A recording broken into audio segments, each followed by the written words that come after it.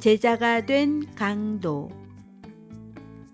선사 고준이 어느 날 저녁 선방에서 좌선을 하고 독경을 하고 있는데 한 손에 비수를 든 강도가 침입을 하여 그에게 냅다 소리를 쳤다. 목숨이 아까우면 갖고 있는 돈을 모두 내놓아라. 고준은 한치의 자세도 흐트리지 않고 독경을 계속하면서 말했다. 목숨이 아까운 건 아닌데 지금 난 독경을 하고 있는 중이니 제발 나를 괴롭히지 마라. 네가 돈을 원한다니 돈은 저쪽 책상 서랍에 있다. 갖고 가거라.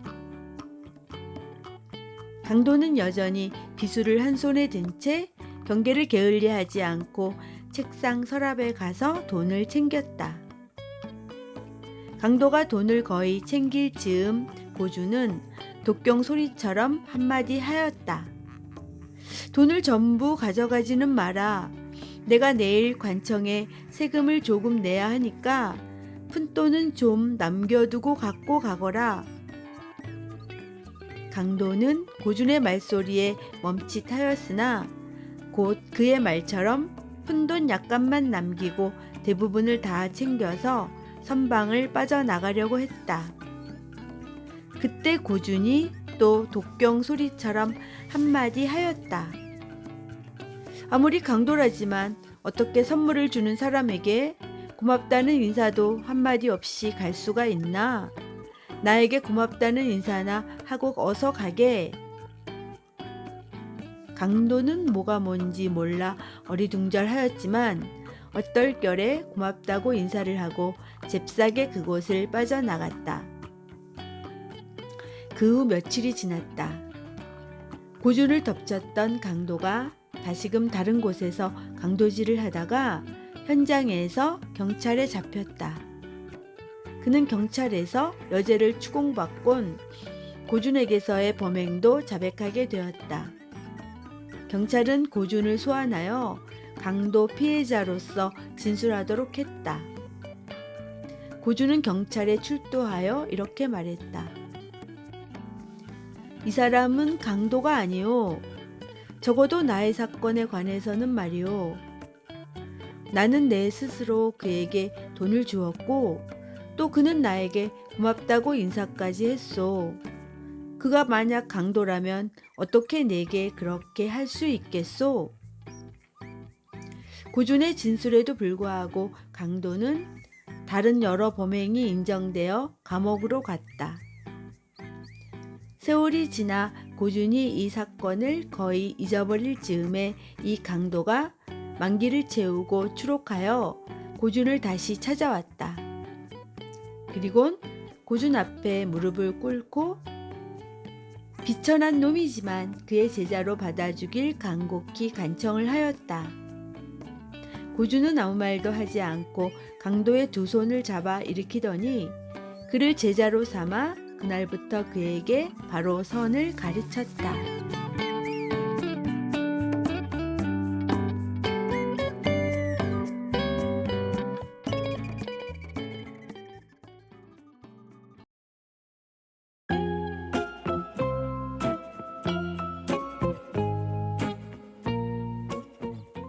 무명장수와 석불.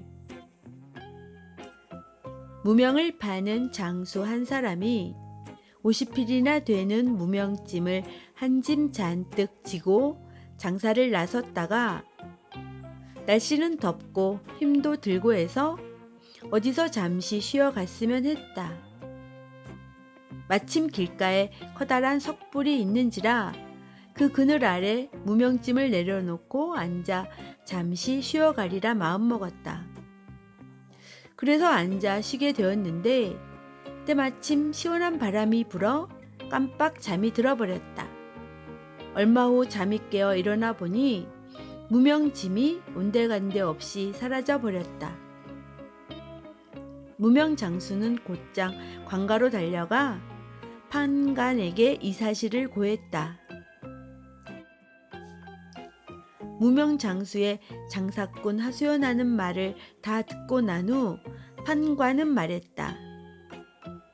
그 석불이 무명을 훔쳐간 것이 틀림없다. 석불이란 본래 백성들의 재물을 지켜주기 위해 있는 것이거늘 그 석불은 신성한 임무를 다하지 못하였구나. 당장 그 석불을 잡아오너라.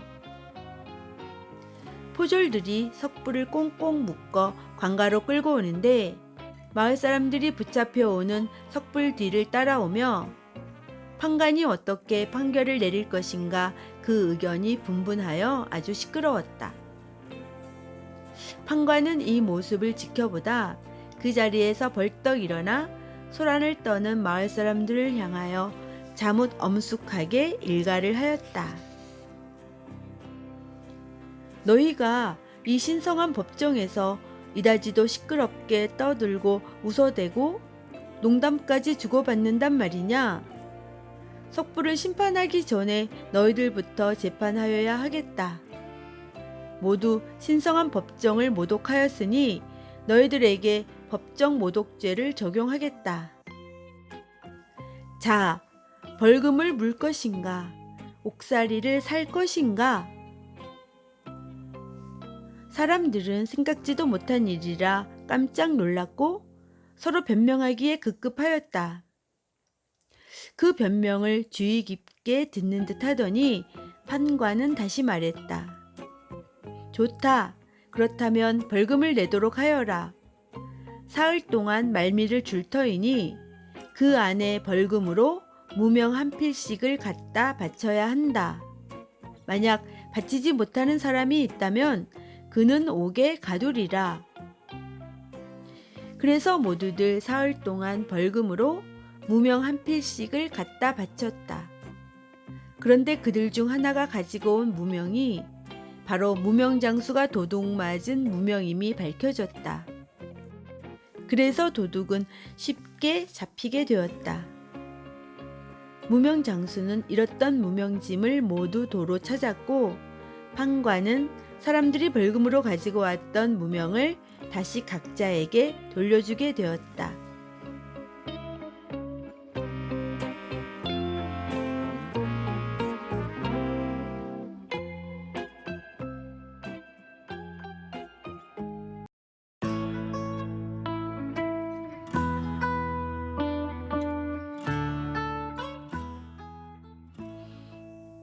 귀신과의 선문답.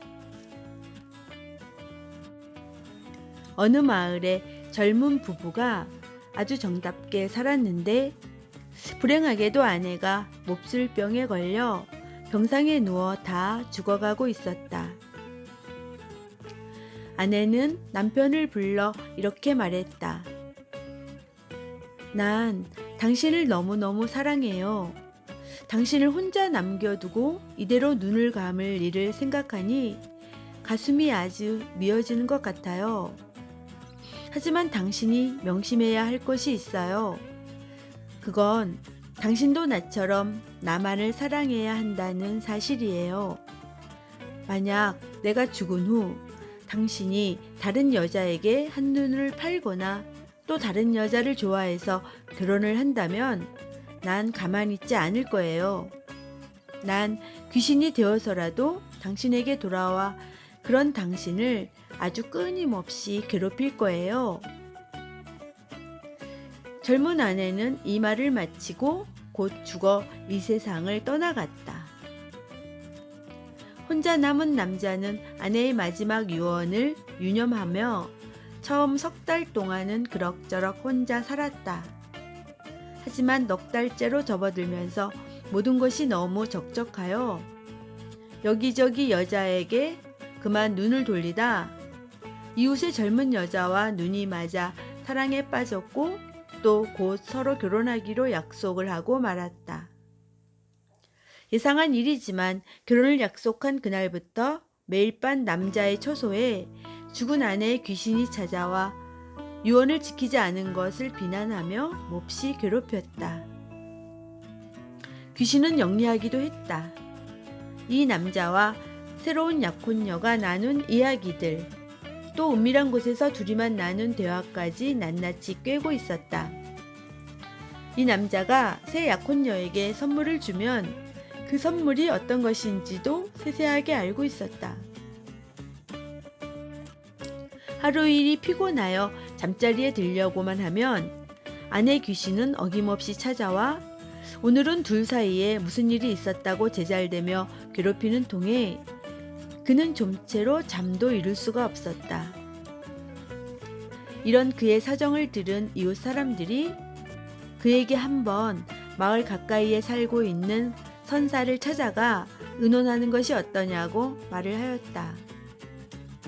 지칠 대로 지친 이 남자는 지푸라기라도 잡는 심정으로 선사를 찾아가 모든 사정을 소상히 털어놓고 또 도움을 요청했다. 남자의 이야기를 다 듣고 난 후 선사는 말했다.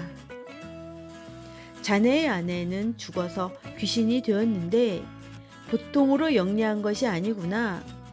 자네의 모든 말과 행동의 일거수일투족을 모두 꿰고 있으니 그 귀신을 속여 먹으려고 해선 안 되겠네.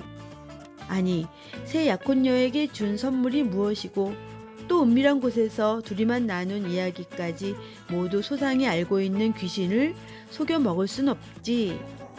오히려 자네가 그런 귀신을 존경하면 존경해야지.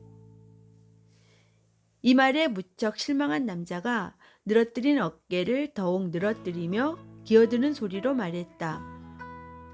그럼 방법이 없단 말이군요. 이 노릇을 어떻게 하나. 선사는 남자의 어깨를 두드려 용기를 북돋으며 말했다. 아직 실망할 건 없네. 방법이 없다는 말을 내가 한 건 아니지 않나. 내 말은 자네가 귀신과 맞서서 귀신을 속이려고 하지 말고 정당하게 이겨야 한다는 말일세. 오늘 밤 귀신이 자네를 찾아오면 자네는 귀신과 내기를 하게. 그리곤 자네가 귀신에게 숨기고 있는 것이 하나도 없음을 알려주게. 알려주지 않아도 미리 알고 있겠지만 말일세. 그리곤 조건을 걸게. 만약 내기에서 귀신이 이기면 아내의 유언대로 자네가 평생을 호라비로 살고 만약에 귀신이 지면 유언을 거두어 더 이상 자네를 괴롭히지 않는다는 것을 조건으로 제시하게. 남자는 귀가 솔깃하여 재촉하는 목소리로 물었다. 아니, 내가 저 영리한 귀신을 이길 수 있는 내기가 어디 있겠습니까? 선사는 다시 한번 남자의 어깨를 두드려 용기를 북돋으며 이렇게 말했다. 자네는 콩을 가능한 한 많이 한 움큼 쥐고 귀신에게 자네의 손안에 있는 모든 콩의 개수가 어떻게 되는지 묻기만 하게. 그게 전부네. 귀신이 그 개수를 알지 못해 대답하지 못한다면 그 귀신은 자네의 상상이 만들어 놓은 환영에 불과하고 다시는 자네를 괴롭히지 않을 것일세. 그날 밤도 어김없이 귀신이 찾아오자 남자는 선사의 조언을 생각하며 귀신이 모든 것을 아는 얼마나 영리한 존재인가를 입에 침이 마르도록 칭찬을 하였다. 기분이 과히 나쁘지 않자 귀신이 말을 받았다. 하긴 나보다 똑똑한 녀석은 없을 것이요. 난 당신이 오늘 선사를 찾아가 무슨 수작을 부렸는지도 잘 알거든. 남자는 속으로 잘 되어 간다고 흡족해하며 잽싸게 내기를 걸었다. 물론 조건을 제시하고 귀신과 내기를 걸었다. 그렇다면 잘 되었네. 자, 내 손 안에 콩이 들어있는데 모두 몇 개나 들어있소? 사실 내기를 거는 남자도 자기의 손 안에 든 콩이 모두 몇 개인지 몰랐다. 그렇다면 환영에 불과한 귀신이 어떻게 그 개수를 알 수 있겠는가? 귀신은 개수를 세어보려고 쩔쩔매다가 돌아갈 시간이 되어 그만 내기에 진 것을 인정하고 황급히 제 처소로 들어갔고 다시는 그 남자에게 나타나 그를 괴롭히는 일이 없었다. 이런 일이 있은 후부터 귀신을 쫓는 방법으로 콩을 세게 하는 내기를 하게 되었고, 또 내기를 하는 귀신은 누구나가 그 개수를 대답하지 못해 지곤 한다는 것이다.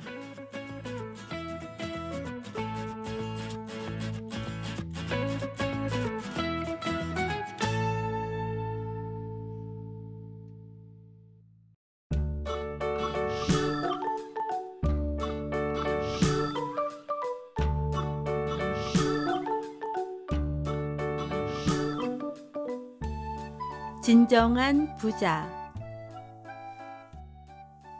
한 부자가 일본의 선사 센가이를 찾아와 자신의 집안 대대로 부가 지속될 수 있도록 무언가 좋은 글을 써달라고 간청을 하였다. 선사의 축복이 깃든 글이라면 자신의 지금 부를 지키고 자손에게도 제대로 물려주는데 효험이 있지 않을까 생각하여 간청하였던 것이다. 센가이는 아무 표정 없이 그럼하고 약속을 한 후 먹을 갈고 커다란 종이를 한 장 꺼내어 그 위에다가 이렇게 썼다. 아버지가 죽고 아들이 죽고 손자가 죽는다. 센가이가 쓴 글을 받아본 부자는 화가 났다. 아무리 자기가 무식하다 해도 이런 글을 써줄 수는 없다고 생각하여 거칠게 선사에게 항의하였다. 아니, 이럴 수가 있습니까? 저는 스님에게 우리 집안의 행복을 빌어달라고 했는데 이게 웬 글입니까? 어떻게 이렇게 저를 우롱하고 장난해도 되는 겁니까? 센가이 선사는 또 아무 표정 없이 한참을 앉아있다. 어느 정도 부자가 진정하는 기미가 보이자 입을 열어 천천히 그 글의 진위를 설명하기 시작했다. 이건 장난이 아니요. 사람들이 아무리 재산을 많이 갖고 있다 해도 아버지보다 아들이 먼저 죽으면 슬픔은 얼마나 크겠고 그 재산은 어디로 가겠소? 또 아들에게도 마찬가지요. 아들보다 그 손자가 먼저 죽으면 모든 게 소용이 없는 노릇이오. 사람이 살아있어야 재산도 대대로 전승되는 것이 아니겠소? 또한 염두에 둘 것은 아무리 재산이 많으면 뭘 하겠소? 사람이 천수를 누리고 죽을 수 있는 것, 이것보다 더 큰 재산과 행복이 어디에 있겠소?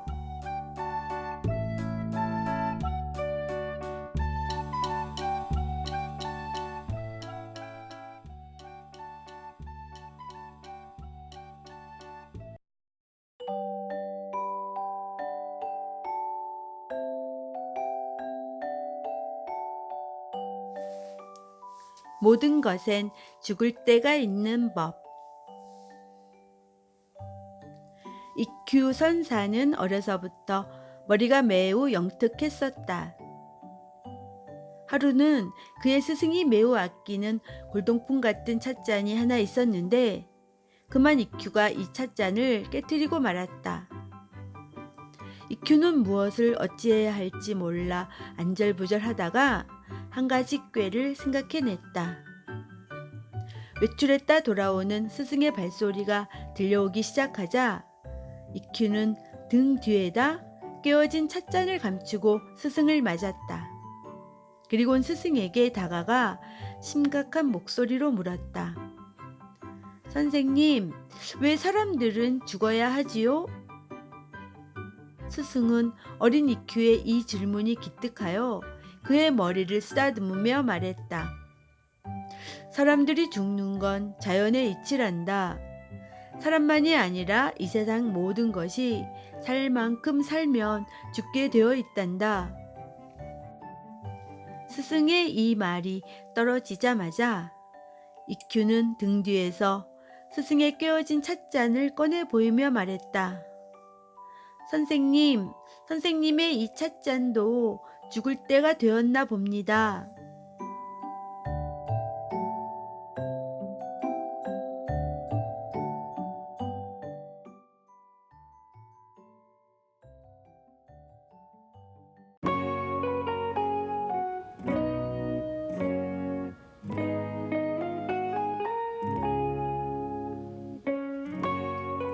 동자승의 선문답. 선사들은 젊은 제자들에게 자기 자신을 표현하는 법을 무엇보다도 먼저 가르친다. 어느 곳에 두 절이 이웃해 있었는데 거기엔 모두 동자승이 있었다. 한 절에 있는 동자승이 아침에 채소를 사러 시장에 갈라치면 길에서 다른 절에 있는 동자승을 언제나 꼭 만나게 마련이었다. 서로 만나자 한 동자승이 물었다.